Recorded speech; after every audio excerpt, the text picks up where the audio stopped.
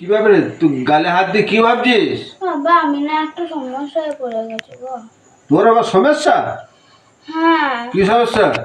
মা বলছে এখন স্কুটি চালানো শিখতে, আর পুজোর সময় তো আমি স্কুটি চালাতে পারবো না, কদিন পরেই পুজো বলো। হ্যাঁ, তুই পুজোর পর শিখবি, অসুবিধা তো কিছুই নেই। পুজোর পর শিখলে কি করে হবে বাবা? মা কি বলেছে জানো? কি বলছে তোর মা? মা বলেছে আমাকে যে স্কুটিটা কিনে দিচ্ছ না, স্কুটিটা এখন চালাতে না পারিস, কিন্তু পুজোর সময় তো ঠিলে ঠিলে নিয়ে যাবি, তবে তো লোকে দেখবে আমরা স্কুটি কিনেছি। তো তুমি হাসছো? আর বিপদে পড়েছে তুমি হাসছো, হাসি মা পাচ্ছে। কি বলছে? গাড়িটা ঠিলে ঠিলে নিয়ে যেতে লোককে দেখবি যে আমরা স্কুটি কিনেছি। তবে লোকে দেখবে তুমি হাসছো কেন?